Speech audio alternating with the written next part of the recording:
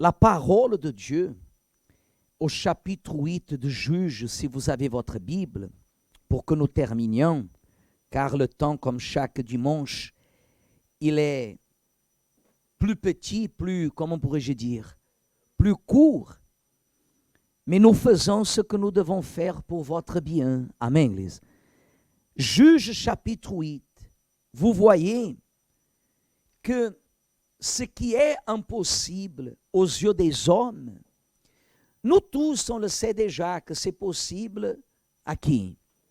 À qui, Église? Regardez-moi.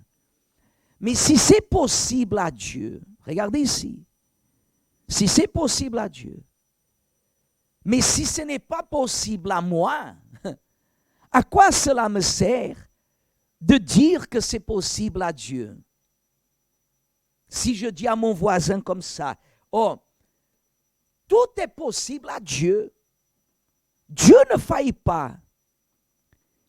Mais à quoi cela me sert de dire que Dieu peut faire tout si ma vie ne le témoigne pas?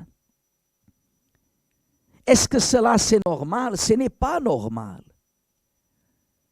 Si cela se produit, c'est parce que de la part de la personne qui dit croire en Dieu et que tout est possible à Dieu, cette même personne, elle ne fait pas ce qu'elle doit faire. Par exemple, quand vous voyez que cette jeune femme, elle a eu par sa foi, soit à niveau professionnel, d'ailleurs, toute sa vie jusqu'à présent, mariage, vie sentimentale, mariage, la réussite professionnelle, la possibilité de devenir propriétaire. Si vous êtes ici et vous avez une pensée incrédule, vous allez dire que cela c'est possible à tout le monde. Alors, je peux dire que vous êtes propriétaire, je peux dire que vous êtes établi professionnellement, que vous êtes heureux dans la vie conjugale, sentimentale, parce que cela c'est possible à tout le monde. Ce qui n'est pas vrai. Ce qui n'est pas vrai. Et bien plus que ce que vous pouvez obtenir, ce n'est pas le résultat. Parce que, par exemple, dans son diplôme, un jour quand elle va mourir, elle va amener le diplôme avec elle. Elle peut même amener le diplôme pour décorer le cercueil. Mais à quoi ça va lui servir? À rien. Regardez ici. Un jour qu'elle va mourir, si son mari est encore en vie, s'il ne part pas avant elle, est-ce qu'il va vouloir mourir avec elle? Non. Non. Naturellement. Le jour qu'elle va mourir et que son mari va mourir, est-ce qu'elle va amener l'appartement avec elle? Non. Si elle aura des enfants,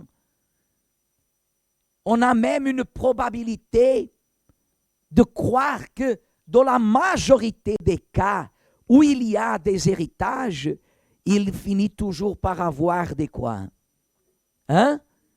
Des disputes, des problèmes. C'est ce qu'on voit dans nos jours. Je ne vous raconte pas quelque chose que je pense. Je vous raconte quelque chose que nous constatons.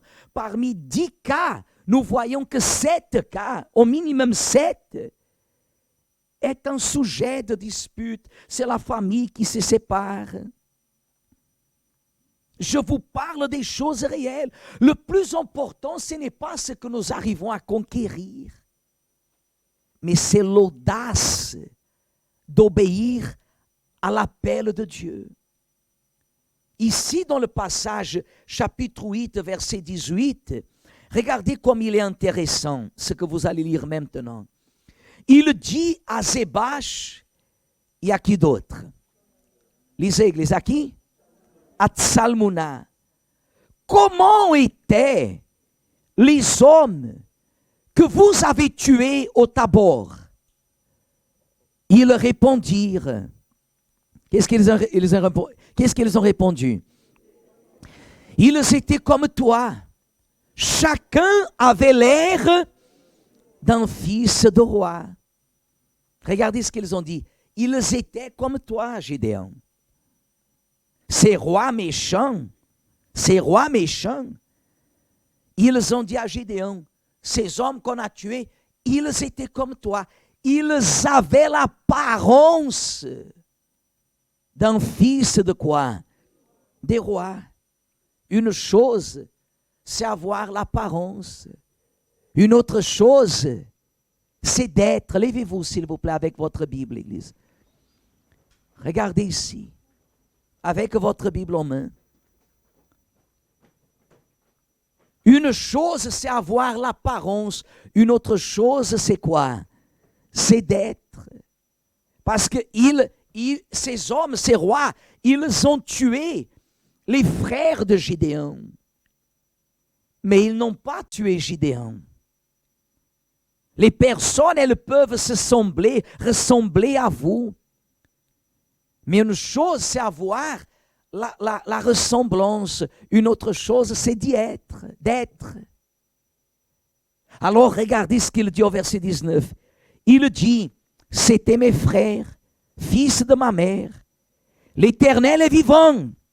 Si vous les eussiez laissés vivre, je ne vous tuerai pas. Et il dit à Jether, son premier-né, Gédéon a dit à son fils, lève-toi, tue-le. Mais le jeune homme ne tira point son épée parce qu'il avait peur, car il était encore un enfant. Izébash et Tsalmouna dirent, lève-toi toi-même et tue-nous, car tel est l'homme, lisez Église, telle est sa force.